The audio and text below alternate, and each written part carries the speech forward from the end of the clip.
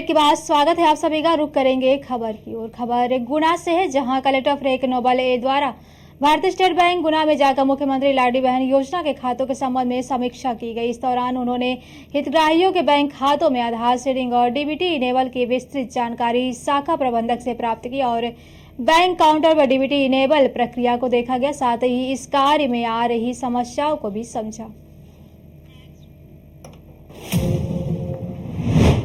खबर यूपी के जनपद कन्नौज से है, जहां तेज रफ्तार का कहर थमने का नाम नहीं ले रहा है और आए दिन घटनाएं हो रही हैं। आपको बता दें कि सराय सुदर गांव के सामने पैदल जा रहे बुजुर्ग को डीसीएम ने जोरदार टक्कर मार दी। वहीं डीसीएम की टक्कर से बुजुर्ग की मौत हो गई और डीसीएम चालक मौके से फरार हो गया। कैसे क्या हो गया? सराय सुंदर गांव के रहने वाले बुजुर्ग रामदत्त दुबे रोड की तरफ गांव के बाहर टहलने के हिसाब से बुजुर्ग थे, निकले। अचानक किसी अज्ञात वाहन ने जोर एक्सीडेंट करके घायल कर दिया।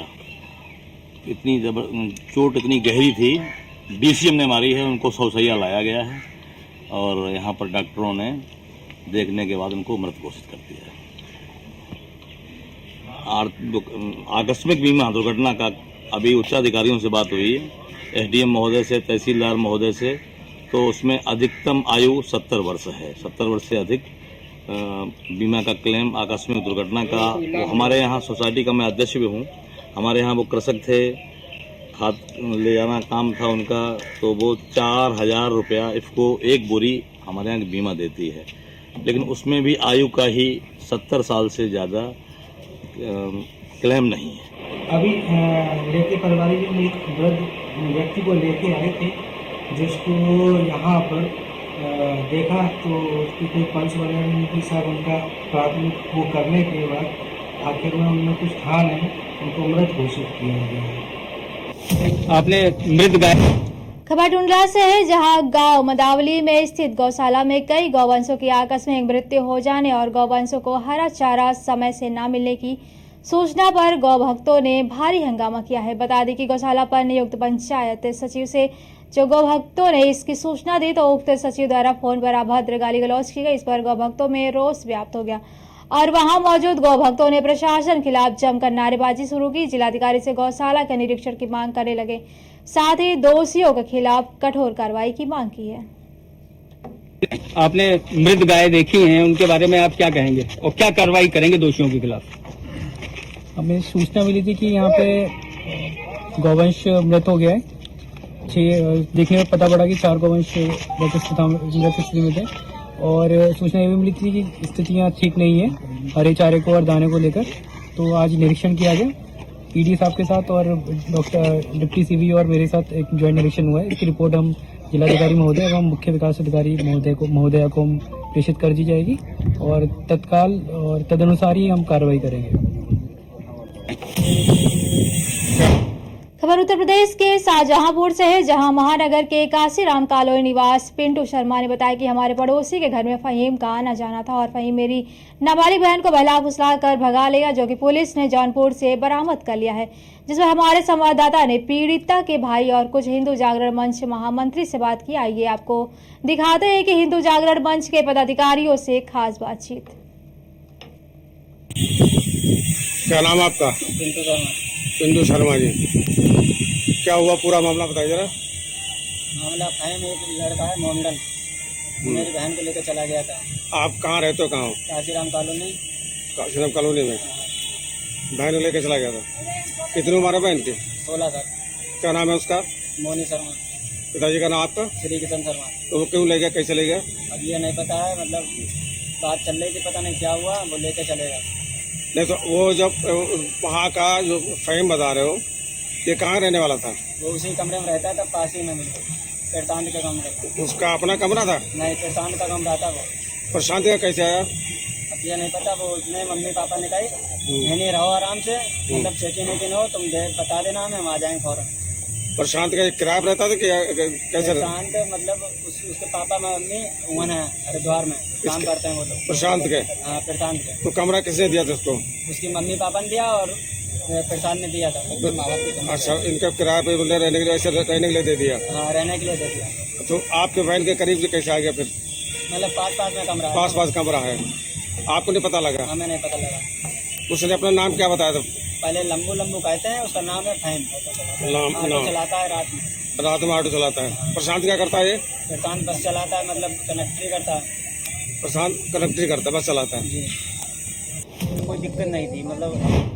खबर शाहजहांपुर से, जहां पुआया में साई कनक हॉस्पिटल में डिलीवरी के लिए एक महिला को भर्ती कराया गया और रात में महिला की मृत्यु हो गई, लेकिन इसके बावजूद भी डॉक्टरों ने परिवार वालों से बरेली ले जाने के लिए कहा। परिवार वालों का आरोप है कि अंजलि का पहला बच्चा आने के पहले ही जल्लादों ने महिला को मार दिया और साथ ही उन्होंने कहा कि सरकार को ऐसे हॉस्पिटल पर सख्त से सख्त कार्रवाई करने की आवश्यकता है। कोई दिक्कत नहीं थी मतलब, हम अपनी जी से लाए, किसको लाए थे? मतलब अपनी छोटी भाई की मतलब वाली। अच्छा, छोटे भाई की पत्नी को आप वहाँ लेके गए। हाँ, क्या उनको समस्या क्या थी? समस्या अब प्रेग्नेंट थी। प्रेग्नेंट थी, तो डिलीवरी के लिए आप वहाँ पे लेके गए थे। हाँ, कब लेके थे? कल? कल किस समय? 4 बजे। शाम को 4 बजे। हाँ, क्या हुआ फिर उसके बाद? उसके बाद उन्होंने भर्ती किया। फिर सिलेंडर से खून निकाला, बोले 1200 रुपये जमा करो, बोले इसका मतलब जांच आएगी। अच्छा, ब्लड ग्रुप के लिए उन्होंने जांच के लिए उनका ब्लड निकाला था।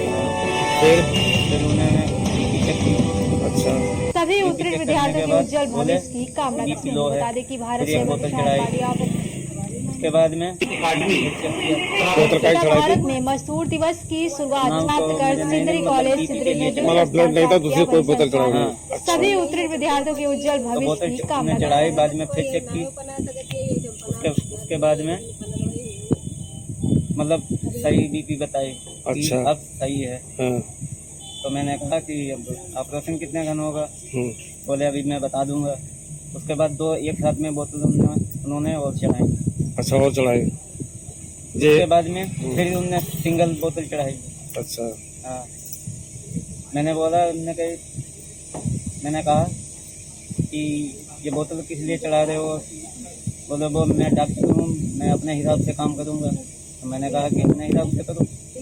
तो ये इनका ऑपरेशन किस समय किया था? रात में? उसके बाद इन्होंने 10,000 रुपये जमा करवाया आपसे?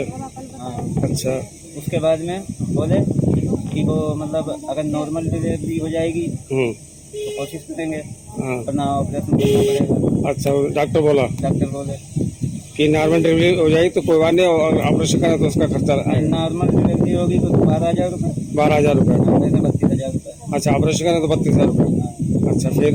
उसके बाद में मैंने 10,000 रुपये जमा किए। अच्छा। मैंने टाइम पूछा, डॉक्टर साहब कितना टाइम मतलब लगेगा, कितने टाइम होगा? हाँ। बोले 9 बजे होगा। डॉक्टर नाम क्या है? डॉक्टर नाम कोई संजय गुप्ता करके शायद। आपके पास पर्चा वगैरह रखा डॉक्टर की वहाँ? पर्चा नहीं है, लेकिन नाम पता लगा रहे हैं। अच्छा, फिर ये खत्म कैसे हुई थी? फिर इन्होंने 9 बजे का टाइम दिया, बोले कि 9 बजे ऑपरेशन करेंगे। अच्छा, 9 बजे ऑपरेशन। इतने कह के डॉक्टर साहब गाड़ी लेके चले गए बाहर।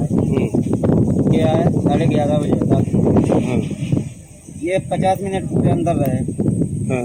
ना तो मतलब ऑपरेशन किया और ना ही मतलब कहीं पे टिकट लगा कहीं पे। इन्होंने सुई लगाई, वो जहर की हो या मतलब कैसी भी हो, सुई लगी अंदर।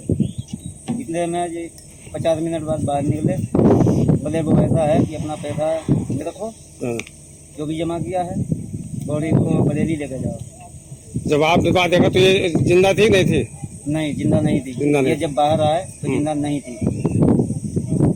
कोई दिक्कत नहीं थी मतलब। हम अपनी खबर जनपद महोबा से है, जहां ग्राम सुबह में पेट्रोल पंप के सामने गरीब व्यक्ति झोपड़ी बनाकर पंचर की दुकान चला रहा, लेकिन अज्ञात कारणों से चलते दुकान में अचानक आग लगे, जिससे दुकान का सारा सामान जलकर राख हो गया। बता दें कि दुकानदार शाम को दुकान बंद कर अपने घर चला गया। वहीं सुबह गांव के लोगों द्वारा ज्ञात हुआ कि दुकान में आग लगी। जब तक गरीब दुकानदार वहां पहुंचे तब तक सब कुछ राख हो चुका था, जिससे दुकानदार को भारी नुकसान का सामना करना पड़ा।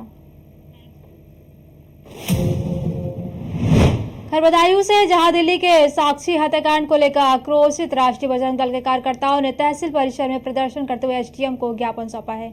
ज्ञापन में दिल्ली में नाबालिग साक्षी को निशंस से हत्या करने के आरोपी साहिल को फांसी की सजा दिए जाने की मांग की गई। ज्ञापन में कहा गया कि देश में आए दिन कट्टरवादी मानसिकता के लोग अपनी पहचान छुपाकर हमारे समाज की बहन बेटियों को बहला फुसला कर पहले उनका धर्मांतरण कराते और फिर बाद में उनका जीवन नरकी बनाकर बर्बरता पूर्वक उनकी हत्या कर देते हैं। सरकार से मांग है कि इस प्रकार के मामलों का संज्ञान लेते हुए सख्त कानून बनाया जाए ताकि ऐसी घटनाओं पर रोक लग सके।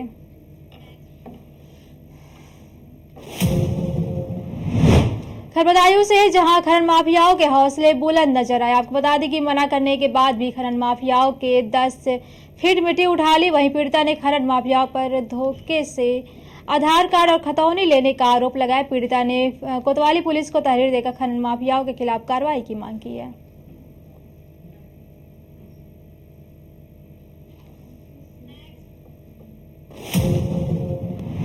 खरबदायूं से जहां दलित किशोरी का अपहरण कर दुष्कर्म और धर्मांतरण के प्रयास का मामला सामने आया है। बता दें कि किशोरी को कोचिंग से लौटते समय युवक उसको बहला फुसला कर अपने साथ ले गया। वहीं अपहरण का मुकदमा दर्ज कर पुलिस भी किशोरी को तलाश रही थी। युवक ने दिल्ली में 4 दिन मकान में बंधक बनाकर किशोरी के साथ दुष्कर्म किया और दिल्ली में मस्जिद ले जाकर धर्मांतरण का प्रयास किया। वहीं मौके पर पहुंची पुलिस ने युवक को गिरफ्तार कर जेल भेज दिया और आगे कार्रवाई में जुट गई है।